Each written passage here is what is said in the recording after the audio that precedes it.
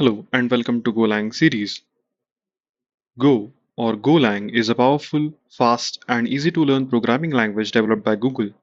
In this series, we will cover everything from basics to building real world applications. So, what exactly is Go? Go is a statically typed, compiled language created by Google in 2009. It was designed to be fast, efficient, and simple to use. Unlike many other languages, Go was built with modern computing needs in mind, especially for cloud computing, web development, and large-scale systems. It powers some of the biggest tech companies including Google, Uber, Netflix, and Dropbox. Now, you might be wondering, why should you learn Go? First, it's super fast because it compiles directly to machine code. Second, it's easy to learn with a simple and clean syntax. Third, Go has built-in concurrency using Go routines, making it great for multi-threading. And finally, it's in high demand. Go developers earn some of the highest salaries in the industry.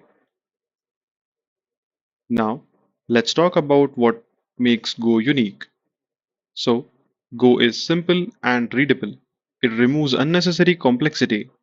It has automatic garbage collection, so you don't have to worry about memory management.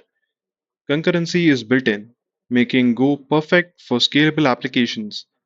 It's compiled and lightning fast, meaning no waiting for long execution times. And best of all, it is cross platform, so write once and run everywhere. So now let's compare Go with other languages. Compared to Python, Go is much faster because it is compiled. Unlike Java, Go has simpler syntax and no heavy runtimes like JVM. And compared to C++, Go offers higher performance with easier memory management. So if you need a language that is fast, easy, and great for scalability, Go is a perfect choice. Alright, where can you actually use Go? It is a leader in cloud computing. Kubernetes, Docker, and Terraform all are written in Go. Go is also popular for backend web development with powerful frameworks like Gin and Echo. For networking and APIs, Go is super efficient and commonly used in microservices.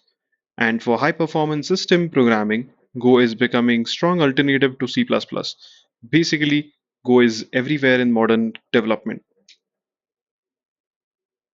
Now, what you will learn in this series, we will start with the basics like variables, loops, and functions. Then we will move on to advanced topics like Go routines, channels, and interfaces.